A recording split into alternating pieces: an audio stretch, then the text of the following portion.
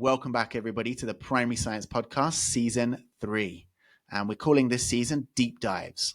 So each month, we're going to focus on one of the units from the National Curriculum for England. We'll start with some of the more common units like plants, and then work our way through the curriculum towards those more elusive ones like evolution, for example. We're going to be looking at common misconceptions. We'll be giving loads of examples for great practical investigations and inquiries that you can do. And then we'll go ahead and look at some really meaningful end of unit outcomes as well. So as you can guess from my background here, we're going to be starting with the plants unit. It's one of the most common and arguably one of the most important units in the primary science curriculum, but also quite often it's one of the ones that's most misunderstood. You start off in year 1 and year 2 with a simple structure of a plant and some observations.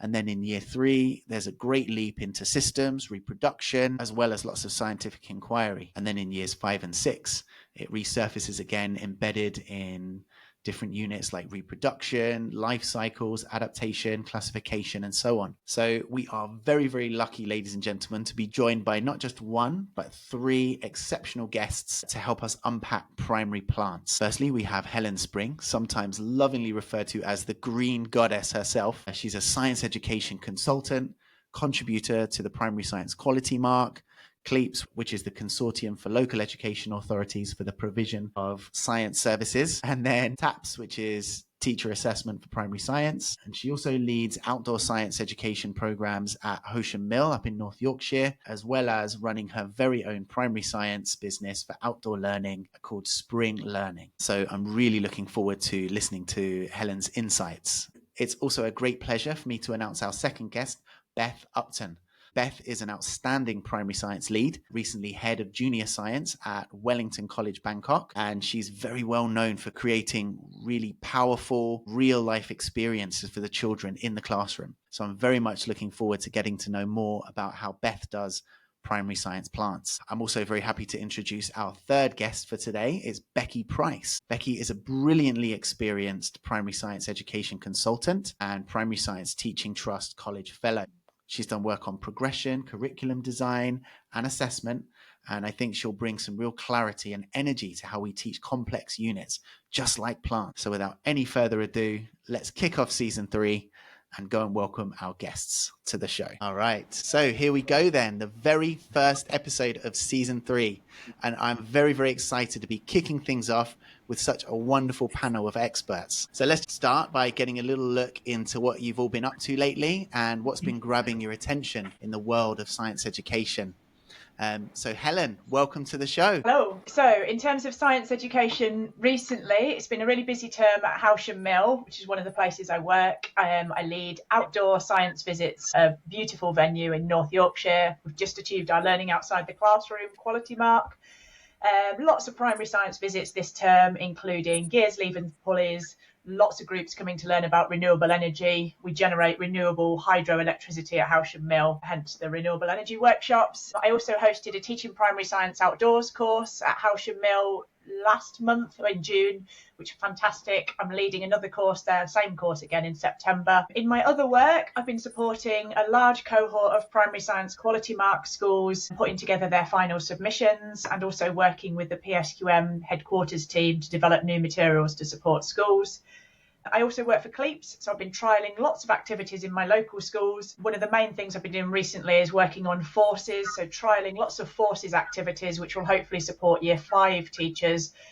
Keep your eyes open. There'll be a forces-themed Explore magazine landing in English schools next term, English, Northern Ireland, Welsh schools who are members of CLEAPSS. Okay, very nice. Well, it's an absolute pleasure to have you on the show.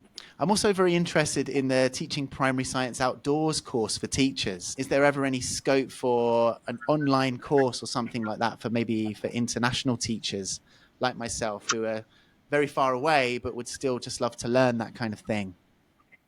I've just scheduled an online version of the course the following day, so that's going to be 25th of September. So by the time this podcast goes live, details will be on my website, which is springlearning.co.uk. Okay, that's fantastic. I can put a link to that site in the description as well. All right, so Beth, great to have you with us on the show today. How are you doing? Yeah, I'm great, thank you. Thank you for having me. This is very exciting.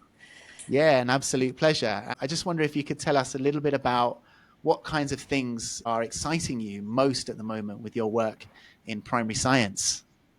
Yeah, absolutely. So, something I've really enjoyed this year is seeing a lot of peer teaching really bringing science to life. We've had a great year of Upton Zoo, where students bring their pets into school, and then students teach their peers about their pets, which is just lovely to see. Another highlight we've done this year is when students learnt about life cycles through incubating and then hatching their chicken eggs. And then another thing we did was when Year 5 learnt about space. One of the older students in our school actually brought in his telescope and showed the students photographs that he had actually taken.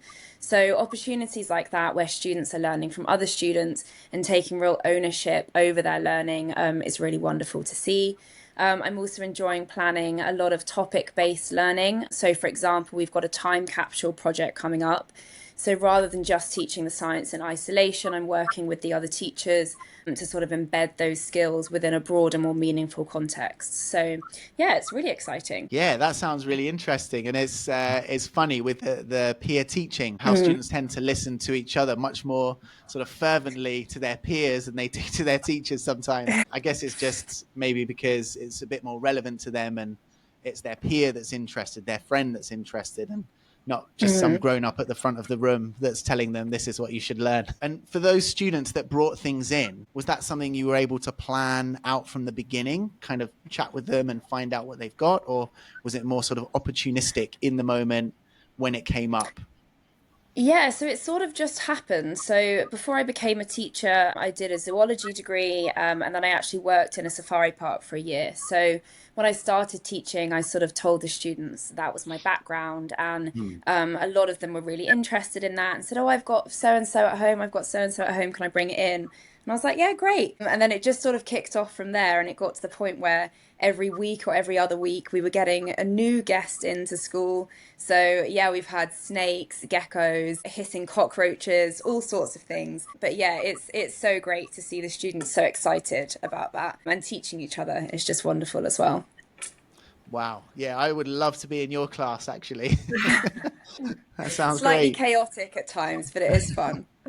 Yeah, fantastic. Okay. And Becki, hello. And thank you so Hello. much as well for coming on the show. Wonderful to have you with us today. Thank you for having me. Very excited. So, where are you finding yourself most drawn to at the moment when you're out there supporting schools, and what kinds of things are catching your attention in primary science?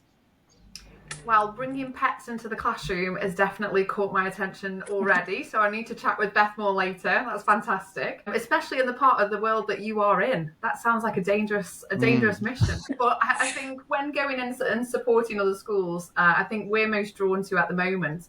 One of our biggest challenges is supporting teacher confidence across the board, and how the difference in confidence can make such a difference to the direction that those lessons take. And teachers just don't have the time to become confident in primary science because they're trying to tackle all the other subjects as they go. And I know with my teacher hat on, if somebody was asking me to invest time in, say, primary history and to really, attend CPD and take on all the pedagogy behind that, I would find that really difficult and not quite do it the same justice as a subject leader. So trying to have that hat on, that actually primary science leadership and making those people confident is really just the beginning. Science is such a diverse and exploratory subject, encompassing so much that it almost seems a bit of an impossible task to get everybody on the same wavelength as you as subject leader and a consultant as well. So it remains a challenge.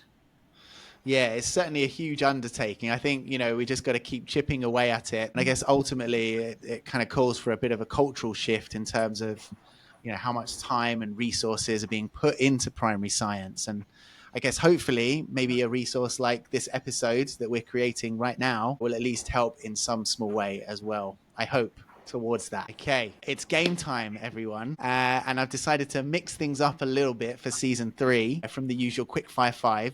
And instead, we're going to go for a round of Would You Rather. And so it's just a bit of fun to get to know you all a little bit more. Okay, so if everyone's ready, would you rather teleportation or mind reading?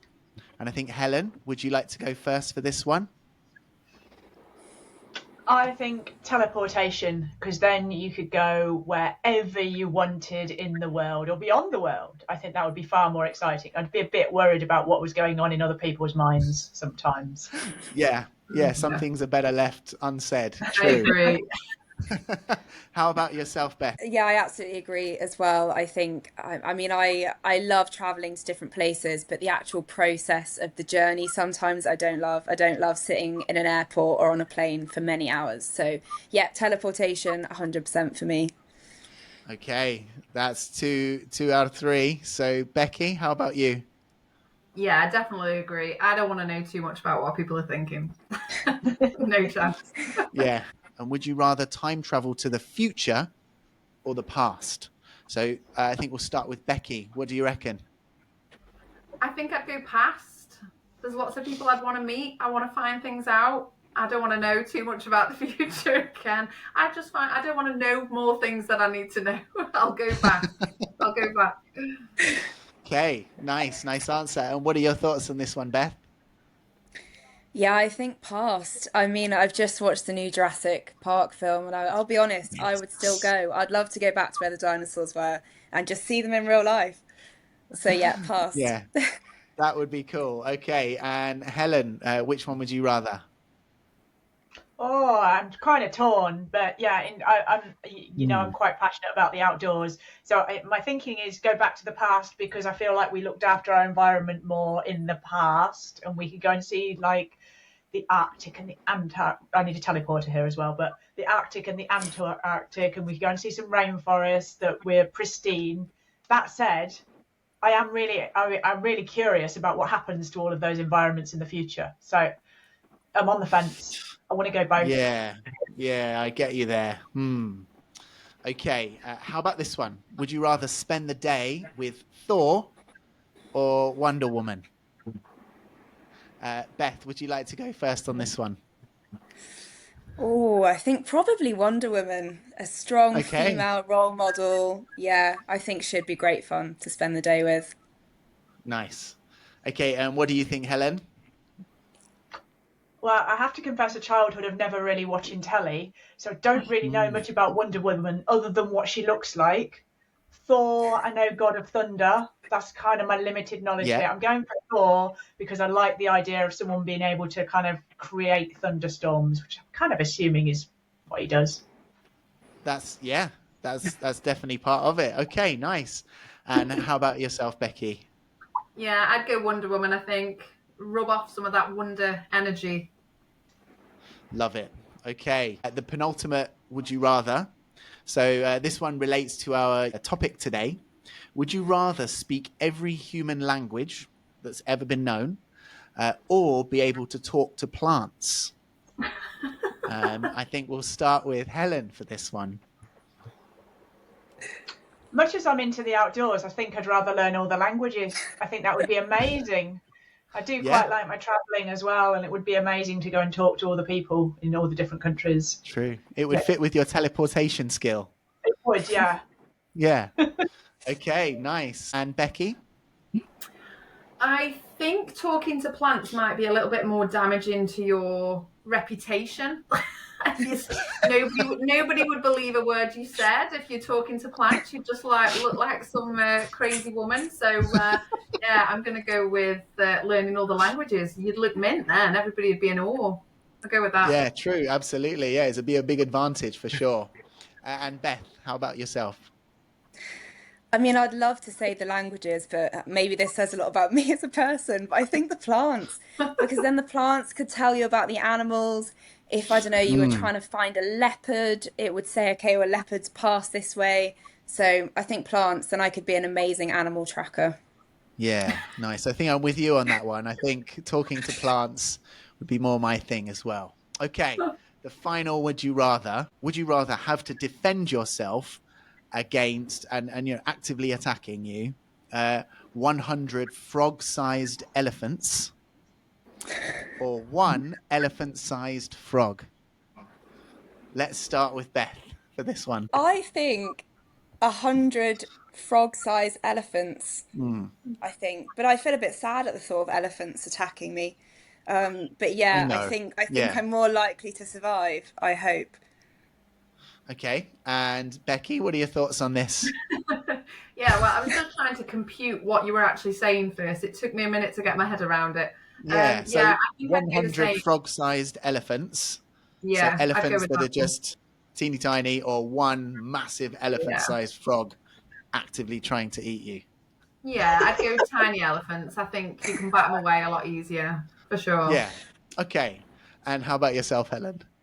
I'm going with the small elephants as well. I feel like, especially if you had like a tennis racket or something, you could bat them away a bit. That wouldn't be too. A tennis racket as well. That's really random. I was picturing tennis That's our racket. weapon of choice, is a tennis racket. There we go. Okay, nice one. So the 100 frog-sized elephants all round. Nice. Well, thank you all for playing. That was actually loads of fun.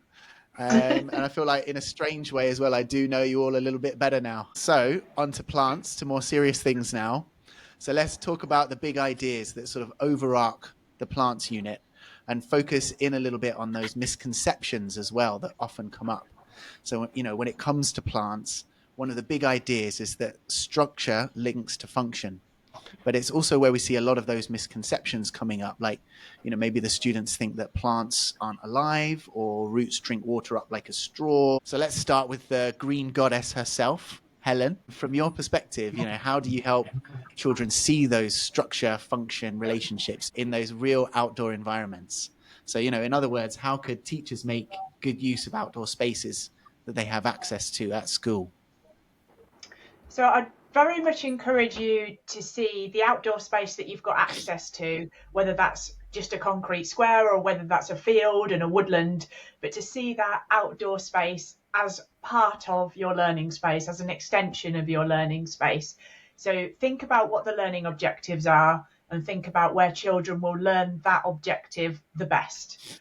So the way I think about it is that some objectives really should be taught outdoors because they're about the way that children engage with the outdoors. For example, I think we'd probably all agree that the season's objectives can't be taught effectively unless children go outdoors and see the changes that take place throughout the year.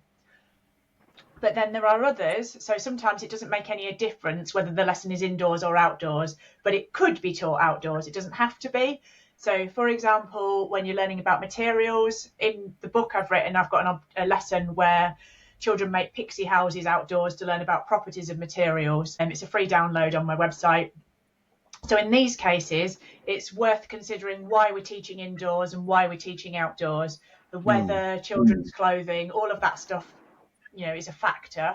Whether or not children have spent all day indoors or outdoors, that could be a factor as to why we're going outdoors. Whether there's water involved in the lesson, I'd take all my water lessons outside just to avoid the chaos in the classroom. So those opportunities, when we take children outdoors, they provide an opportunity to link science learning with real life experiences, and they're often easier to identify in an outdoor environment. So I think several of the plant objectives really should be taught outdoors, at least partly. So Key Stage 1 children learning about parts of a plant should be given the opportunity to dig up that plant, to see the roots rather than just labelling diagrams. I'm not saying don't label diagrams, but I'm saying also go outdoors and dig up a plant. Year 3 children should have the opportunity to see pollination, to see seed dispersal in action. Otherwise, these are quite abstract concepts to get your head around. Yeah, so I think seeing the outdoors as an extension of your learning space, as somewhere that you could teach in. Yeah, I think that would make the science much more real and relevant for the children, and then I really like that you mentioned there about seeing pollination and seeing seed dispersal rather than just looking at it in a book or talking about it. And some of those could be quite tricky for us as teachers to set up and be, clearly visible and live and within that lesson. Do you have any tips or tricks to sort of make that seeing pollination or seeing seed dispersal happen? So for pollination, it depends on the time of year. So again, it depends where in the world you are as to what time that's happening. But children need to go outdoors and look at some flowers. And in England, ideally on a sunny day, so that there are some pollinators around. There might be a pollinator survey. The National Education Nature Park has got some new guidance on this. And it's also a good opportunity for children to ask their own questions. I think there's a great Science Share resource linked to this, but it's getting children to come up with what questions they could ask. What colour plants do pollinators prefer? Do more bees go to blue plants or pink plants? All those sorts of questions they can collect their own data for as well. Seed dispersal is a different time of the year. That's not ideal in terms of planning. It's ideal for plants, but not in terms of the teacher planning. But I would start by teaching the children about the different types of seed dispersal, and that could be indoors or outdoors. It doesn't matter where you do that teaching. And it could be children carrying out their own research, and then go outdoors and look for those different seeds. Again, you need to work out what time of year is right for where you live, but look for those different seeds, identify those different seeds, and start classifying and grouping those seeds in terms of the way that the seeds are dispersed. I also, if it's okay, I wanted to ask as well about how once the children have made those observations about plants, whatever those observations might be, how would you then use that to link structure and function? So, would it be via using the scientific language in that moment, or a bit of pre-teaching of what's going on, or are there better ways of doing it? So I think in terms of learning about the structure of different plants, I think that's about observing plants in situ and making those models of different plants. I think about learning about the function of different plants. That would be about the conversation you're having with the children, the research children are carrying out, the observations children are making. Get the children to dig up, though. I'm really into digging up plants, not all plants, but anyway, get the children to dig up some plants, look at the roots, ask the children what they think the functions of the different parts of the plant might be. Address those misconceptions, like roots sucking up water, for example. I'd be inclined to use the vocab in the moment and follow it back up in the classroom, maybe use a literacy lesson to use that vocab more, if that makes sense, do some writing about those different parts of the plant. That said, everyone, as a teacher, your own children. So for some children, pre-teaching before you go and look at the actual plants might be necessary. It might depend on children's prior learning, prior experiences. Yeah, thank you. That's very helpful. And it sounds like it's more of kind of a scaffolding thing. So you build the structure first, you make sure they understand the language, and then they can go ahead and understand the function through, following investigations and inquiries throughout the units. Okay. Yeah, that makes a lot of sense. So let's get a bit of an international view on this from Beth. When you think about launching into that plants unit, what's the first thing that you hope the children sort of start to notice or get really curious about? Yeah, so obviously we work with students from such diverse backgrounds that are from places all over the world, in theory. I think the first thing I hope they start to notice is just how different but yet connected all of the plant life is around them. Whether it's tropical flowers that are growing wild next to one of the klongs, so the canals in Bangkok, or whether it's herbs in a classroom windowsill. I want students to get really curious about how the plants are surviving, how they're adapted to their environment, and how they're also supporting life around them. I think it's really important in whatever setting you're in to adapt your teaching to the local environment. So teaching in Bangkok, we're talking about banana trees and guava fruits and vines and the difference between a primary and secondary rainforest. Whereas when I taught in the UK, that wouldn't necessarily have been as relevant. So I think keeping it relevant is really important to making the learning meaningful for the students. Nice. And are there any examples of misconceptions that stem from these cultural and geographical differences, I wonder? And then do you have any go-to strategies to elicit out these misconceptions and then sort of tackle them? Yeah, so I think in terms of working out what the misconceptions are, listening to the students, listening to their discussions, answering their questions. I recently had a student in year 5 say, in this country at Christmas time, all of the plants lose their leaves, because they'd seen it in a film. So then we spoke about the fact, it's not Christmas time, it's the fact that that's in the Northern Hemisphere and that's the season, and it's not the same across the rest of the world. So I think just being really open to listening to the students, and if you don't know the answer at the time, that's absolutely fine. Just saying to them, that's a great question, I will get back to you on that. So yeah, I think just listening to them, letting them be curious. Yeah, absolutely. Okay. And to Becki, I'm interested to hear about what the most common conceptual traps or, misconceptions are that you've seen when teaching plants, and how do you guide schools to design around that? Yeah, I think picking up a little bit on what Beth said there, I think that connectedness in learning remains a little bit of a challenge for us. And there's an element of we as teachers assuming some misconceptions because it might be one that we had or we've experienced before, or we might even have resources that say this is a really common misconception. And whilst it's great to plan for those, we should absolutely do that. It's really easy to be tunnel vision and say, oh, well, last year we did this and these children thought that, so we're going to do this because that's what we did last year. It can be really hard to plan in those opportunities to try and connect the learning. And so when I was working with a little girl last week and we were looking at her science book and trying to ascertain what previous learning they'd done and misconceptions, they'd actually done really well to build on previous knowledge and to move on appropriately. Through that discussion, we actually realised that she didn't know that a flower was a plant, and that just happened to come out in the conversation, but she'd missed a bit of connectivity between the learning. And I have to say, when you asked us to join the call today, I was very excited to chat all things science, but the idea of talking about plants filled me with a little bit of dread. It's such a wonderful topic to teach, but it's really, really easy to miss the point. And for me, the key is that progression planning and connecting the learning to what's gone before that helps those misconceptions. And the UK national curriculum is so open-ended. One teacher could pick it up and plan something entirely different to another. For instance, we've seen flower dissection so many times. It's a fantastic thing to do, but where does it fit best? Actually, it could go into year 5, comparing life cycles. It could go into year 1, cutting plant, naming parts of the plant. It could go into year 3.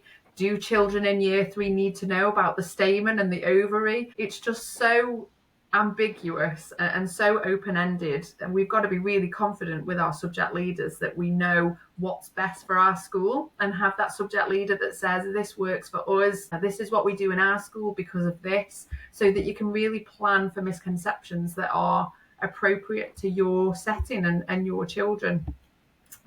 Yeah, thank you. So it seems like connecting that learning is something that keeps coming up here, like especially with a more complex and sort of open unit, like you said, with plants. But I wonder if you could help us a bit more with how teachers do that. What guidance could we give to help those teachers build those connections in the best way? Yeah, I mean, my go-to for connection planning is called Plan Assessment. I think it's .com, so I'm sure we can share that later. The majority of resources on there are free, but it is just, in essence, guides that have been created, tables that tell you what children have done before, what children are going to be doing next within each unit. So there is a plants one, and it will tell you what vocab they should have got a grip on before they've joined your classroom. So I think for my teachers in my school, that is an absolute gold dust resource, because there's no question this is what the previous year group have done. This is what the children should know, so I can build effectively on that. Brilliant. Thank you. So let's shift to practical hooks now. We've discussed how connectedness and making the learning meaningful and relevant for the children is key. So Beth, as we discussed earlier with your Upton Zoo, you're known for your great practical lessons and making that learning real for the kids. What are your go-to hooks to kick off the plants unit? So I love starting the plants unit with something hands-on that sort of taps into the students' natural curiosity. One of my go-tos is to give them a selection of seeds, or even show them photographs of different flowers from around the world, look at what flowers we've got in our school grounds, and just ask the students, what do you notice? Just get them to write down their observations, talk to each other about it. It sparks loads of questions. It gets them thinking like scientists straight away.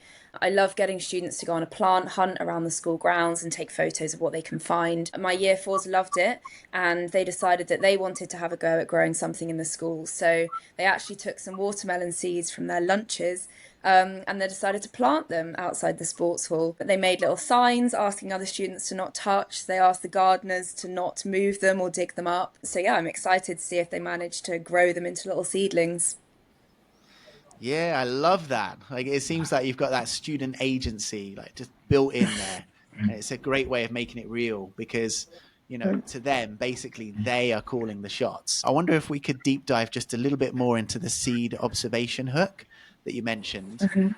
Where do you source the seeds from, and how do you make sure you've got a good range of seeds? We tend to use beans, so mung beans. They're also great if you want to try and grow them and see germination happening. Peas, sunflower, pumpkin seeds, anything from fruits as well, as the students discovered, the watermelon seeds. And then in terms of what the students can actually do with them, they can look at them under a magnifier, they can try and cut them open and see what's inside them. If you've got more time, a couple of weeks, they could try to see if anything happens to the seed if they put it in water. We often put the seeds next to a little bit of just moist paper towel in a plastic bag, pin them up on the window in the light and see what happens.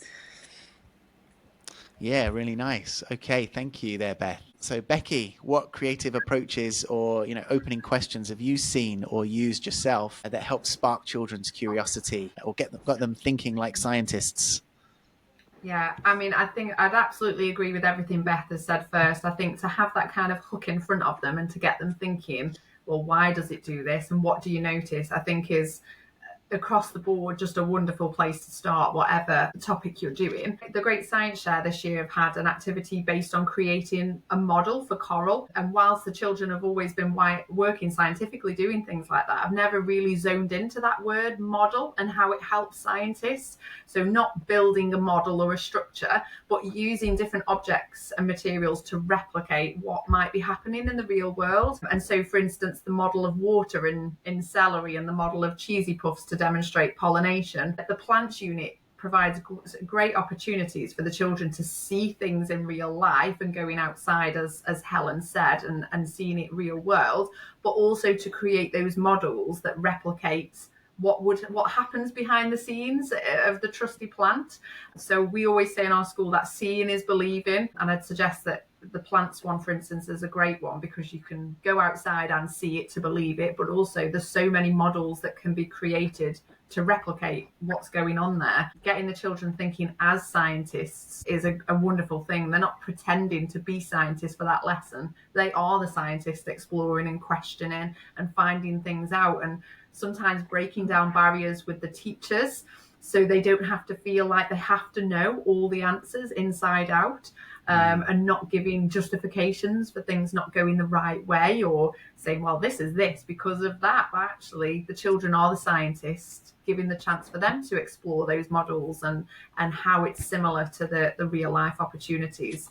So yeah, models, seeing is believing. Thank you very much, Becki. And yeah, you're right. Science concepts, particularly with plants, can be quite abstract, as Helen mentioned before. And models are a great way of helping the kids to visualize that. And I just wonder if you know of any resource banks or sources of more information on these kinds of models, like the Cheesy Puffs one, that teachers listening in could go and check out. Yeah, and I think one of the problem with finding good resources is that there is so many. You can't often see the wood for the trees unless you know exactly what you're looking for, and you don't know what you're looking for because you need something new. I do love having a good couple of books on my shelf that I can grab and go. One of them is by Nikki Waller, and that's called A Creative Approach to Teaching Science, where it talks you through the planning for each and every unit. It's all creative but purposeful ways to teach each of those units. And also dabbling into 100 Primary Science Ideas by Bryony, Turford and Paul Tyler. So two of my go-tos. I like having it in front of me, a paper version. I can pick out some ideas. But also the responsible use of AI. It's becoming more frequently used if we're using it responsibly. But also, if you put in that actually you need some creative ideas for a model in the UK to replicate this, have you got any? It regularly knocks out some absolutely superb ideas that I would not have thought of beforehand. It's just being mindful of the instructions to put in. And when you do find some great ideas, sharing them with the rest of us as well. Lovely. Thank you very much. And I wonder if you could send us links to the two books you mentioned there, and I'll pop those in the description as well for everyone if they fancy taking a look. Absolutely. Great. Okay. Thank you, Becki. And Helen, one of your many specialities is outdoor learning, which often is the hook. And I just wonder what simple ideas for making the learning real and relatable are there that teachers can implement quickly, even with more limited green space? So if you're teaching plants in England, even a school with only a concrete square will be able to find plants like stinging nettles and dandelions. Just use them. When teaching any topic, I'd encourage you to highlight the objectives that really should be taught outdoors and make sure these are taught outdoors. So building on what Becki said about models, using chalk on the playground or natural materials to make models can be an excellent sort of formative assessment for lots of topics, including plants. It's often the conversations that we have with children about their chalk drawings or about their models that help us to find out what the children's misconceptions are and to see which children have actually met the objectives. Children could, for example, make a model or a drawing of the parts of a plant, but they should look at some real plants as well. They want a combination of models and real life. Nice. Okay. And I like the sound of using natural materials to make models of the plants and their parts. I wonder if you could give us an example of what, when you've done this, what materials specifically did you use? And were there any common themes that came up, allowing you to challenge the children's or even the teachers' ideas when the teachers did their course? So the parts of a plant using natural materials, we've done quite a lot at Howsham Mill as part of our Key Stage 1 plants workshop. And I've also done it quite a lot with teachers, when I've done it as part of a teaching primary science outdoors course. It's a nice quick activity to do as part of a teacher CPD session. And if we're at Howsham Mill, we will use the materials we've got on site, which there would be twigs, leaves, bark chippings. They're the main things we have a lot of. But it depends where you are. If you've got access to, we've got no stones, but you might have stones and shells, you can use those. If you don't have those things, you could use chalk, or you could provide the children with some materials, loose parts, early years resources, anything, so that they can create a model. It's not going to be perfect. It is those conversations you're having with the children where they say, this is the stem, the job of the stem is these are the roots, and it might not look like roots. It doesn't matter. We're not marking any artwork, the modelling. We're marking, do they actually understand what the different parts are? And adults as well. You'll get adults over and you'll be like, I don't know what this pile of sticks means. But if the adult can explain, this is what it is.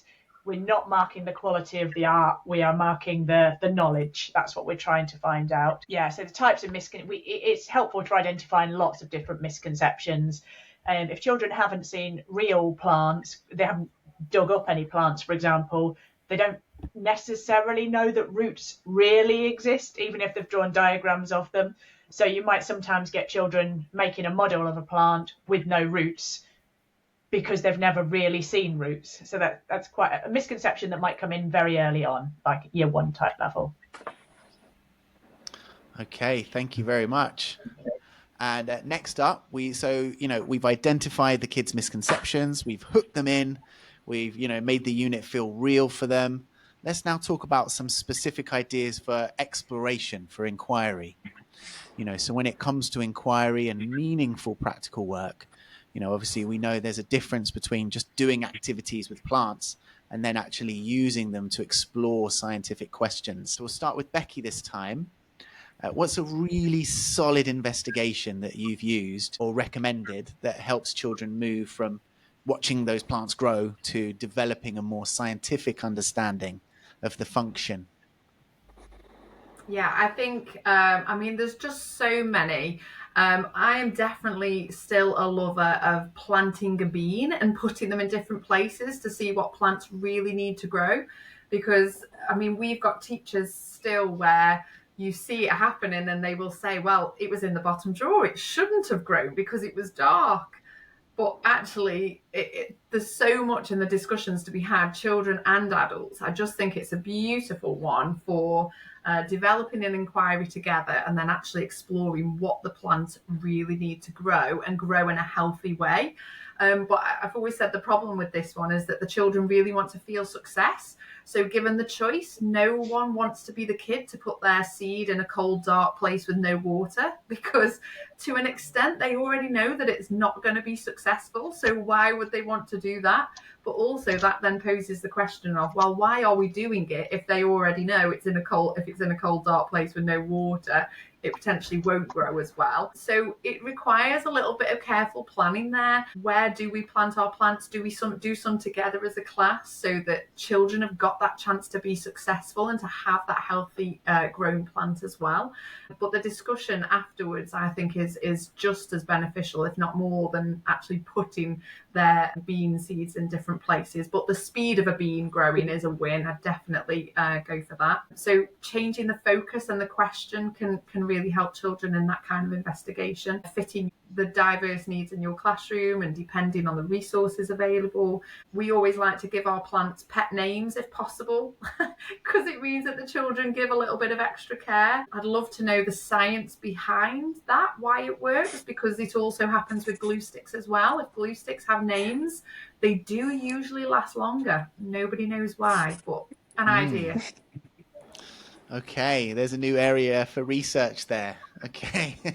And I hadn't actually thought of naming the plants. That's a great idea. And I'm curious now, what's sort of some of the best names a student has come up with for a plant? I mean, Bob comes up year in, year out. Every time Bob is a name. All the classics, really. Frederico was one this year, but definitely Bob. They just want to be as crazy as possible, but it means the love for their plants is ingrained.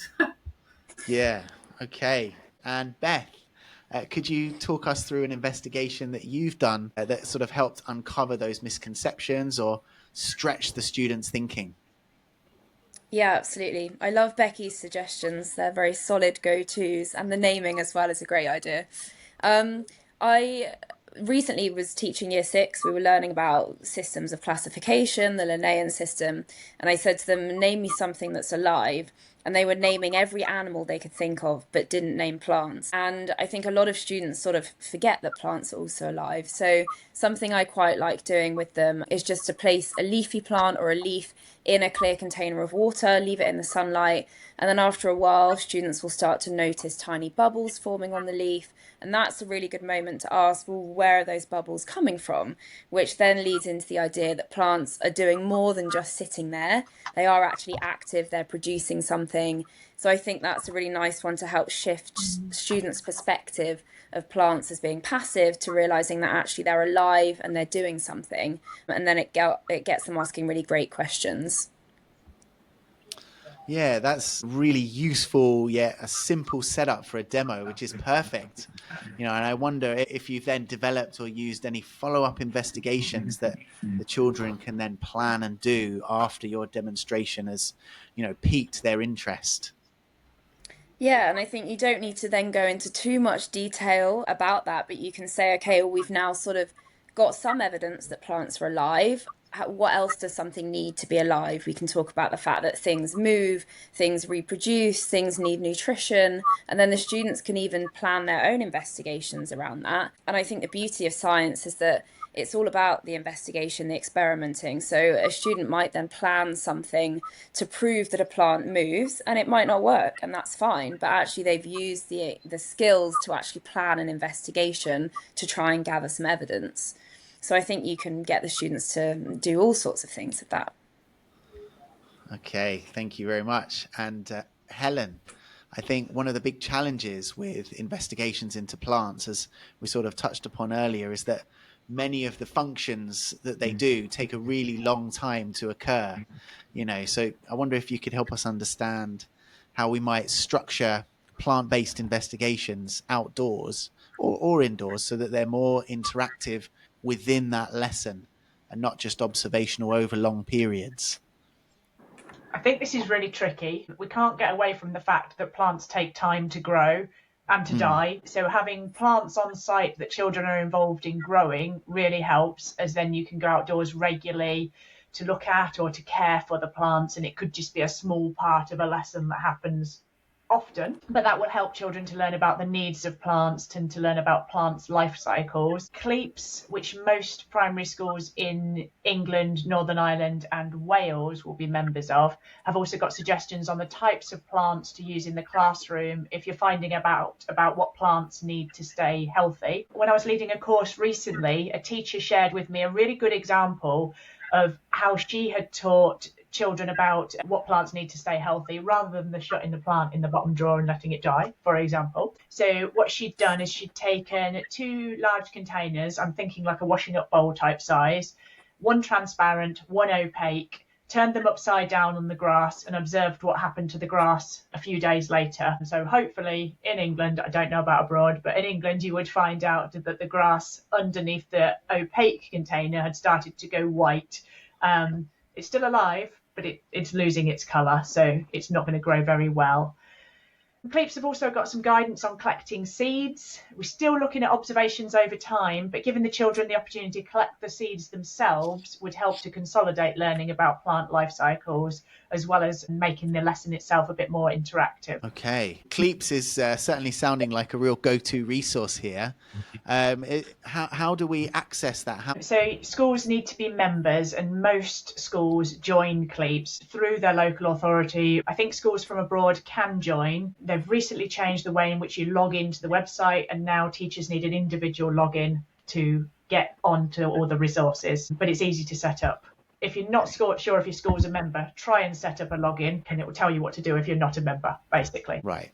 Okay, nice. Thank you very much, Helen. And I think let's talk outcomes now. How do you bring it all together in a way that's really meaningful and gets the kids applying that newly acquired knowledge or skills and, actually helps you to understand what they've learned as well? So, Beth, what end of unit outcomes or projects first come to mind for plants that have really hit home? So something I love to do, and we actually do this with a lot of the animals topics as well, the students design like a super plant, and I'll give them an extreme environment, or they can choose, so a desert, a mountain, a city rooftop, and the students have to design that super plant that can survive and thrive in that environment.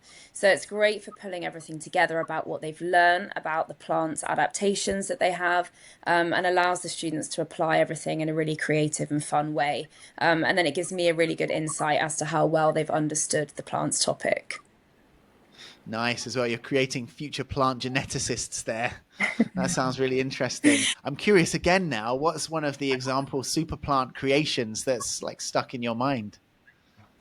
I mean, we've had ones that I'm not sure would work, a plant that grows in the clongs and eats plastic, for example. But ones that I love are when the students think about city plants. So one of the students created a vine that grew up the walls in a city, and it thrived off of getting a lot of CO2. It also grew big flowers to attract pollinators to the cities as well. So things like that I really love to hear the students talking about. And obviously nowadays a lot of designers are actually putting those things into their buildings and cities as well, which is great.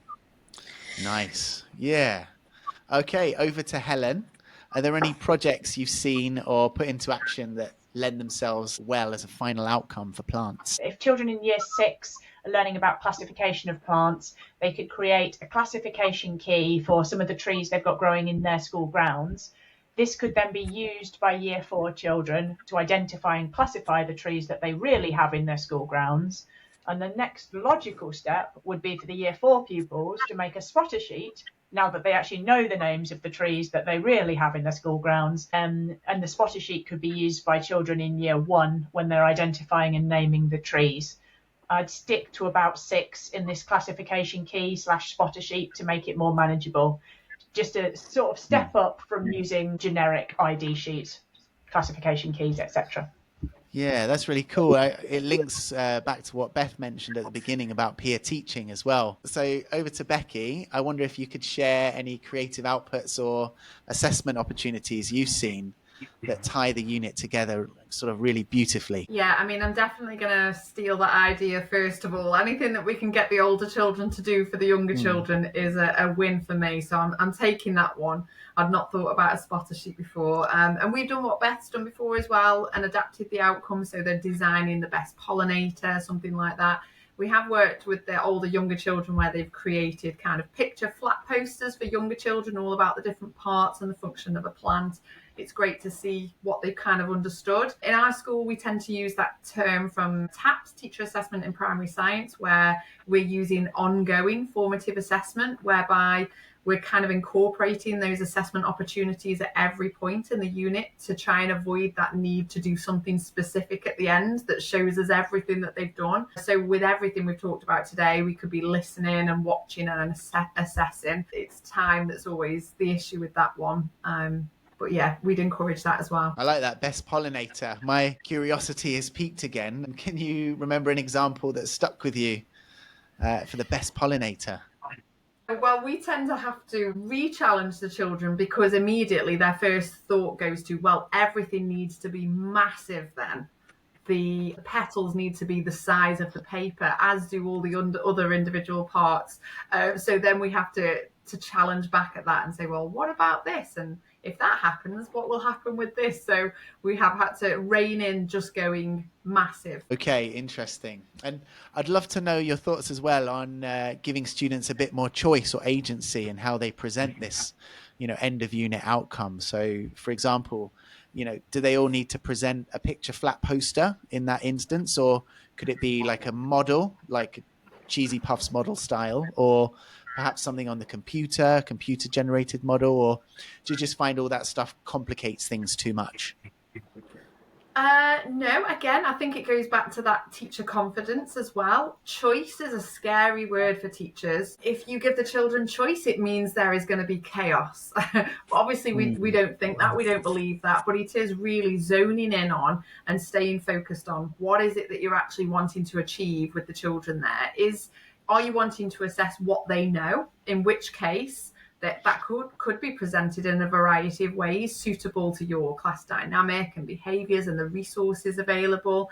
Or are you wanting to use their new knowledge to get them to explain orally what they found out? Is it that actually you're going to assess, can they share what they found? Or as a scientist, can they report their findings? The Cheesy Puff model, for instance, is likely to kind of reinforce new knowledge. It gets them to see a model in action. It could be presented afterwards. It depends what your focus is as a teacher. What is it that you're wanting them to get better at? Are they understanding something more? Are they presenting something? Without teetering into that age-old question of what's going to go into the books? Yeah, but would you put a picture in the book? That question that never goes away. I think the important thing is to stay focused on what you need the outcome of the lesson to be and record that. Focus on that. Okay, thank you very much there, Becki. So we've covered a lot today, from setting that scene, tackling misconceptions, making the learning real, practical work that's meaningful, and then finally bringing it all together and seeing the kids applying that knowledge. So to bring the episode to a close, I just wanted to ask everyone for one final thought, something for every teacher to keep in mind the next time they teach or plan the plants unit. Helen, I wonder if you would like to go first for this. Building on what Becki said earlier, keeping the idea of planning for progression in mind is so important. I completely echo what Becki said about the plan assessment matrices. These can really support with knowing what children should already have learned prior to the unit and what they will go on to learn about in future year groups. I think it's so important for the science subject leader to have a long-term plan in place and for teachers to be aware of the prior learning and the future learning so that children don't feel like they are growing a bean every single year. Yeah, exactly. And it sounds like we should all have access to this plan assessment matrices. Is that something that's freely available online or? Yes, the plan assessment resources are freely available. Becki mentioned them earlier. I cannot tell you how amazing they are. The matrices themselves outline prior knowledge, future knowledge, misconceptions, suggested activities. I would say the majority of the subject leaders that I work with use them to support progression and planning in their school in one way or another. Brilliant. Okay, well, we'll put the link to that in the description as well for this episode. So that sounds really useful. Okay, what are your thoughts on this, Becki? Yeah, I think especially with plants, as we've alluded to already, it should be so much about hands-on and observing. But also it's really easy when there's hundreds of websites where you can download plant units in their entirety, PowerPoints, flips to work through with your children. If you're a teacher who's not familiar with science and not familiar with the plants unit, it's really easy to just rely on those downloads to go through the motions, to get it done, and actually for the children not to even put their hands on a plant, not because of anything to do with the teacher necessarily, but just because of the time and the ease of what's available online. So I'd really encourage teachers to just think, what job is this PowerPoint doing here? Am I teaching at them instead of going outside and getting them to see things for themselves? Could my plan for a lesson change to tip that balance from the teacher talking about everything to the children finding things out for themselves? Yeah, I absolutely agree. Okay. And Beth, how would you answer this question? So I think it's important to think of plants not as just a standalone topic, but as a starting point for students to become really curious about the natural world around them. The plant unit links in so well with the rest of the curriculum. So my advice would just be to stay curious with your students, give them time to explore, go outside, as Helen and Becki keep saying as well, and let the students sort of ask questions and let the environment around them shape the learning. And then the magic will happen. Love it. And well, that's a wrap, everyone. And I just want to say, I feel really incredibly grateful to have kicked off season 3 with such a lovely, knowledgeable group of guests. So thank you all so much for your time and sharing your ideas with us so freely. Thank you for having us. It's been ace. Thank you. Absolutely. Yeah, I really hope that this has had an impact on practice for those of you watching, as much as I know it will do for me. And if it has helped you at all, please do share this episode with your fellow teachers or science leads. You know, the more people that hear and can access this kind of resource, ultimately, the greater the impact it will have on primary science as a whole. And so as always, if you have any ideas for improving the show, episodes you would like to see, or if you'd like to be a guest on the show, just feel free to let us know in the comments. So yeah, that's it for now. I'll see you all at the beginning of September for the next episode, which will be a deep dive into animals, including humans. Take care, everyone, and bye for now.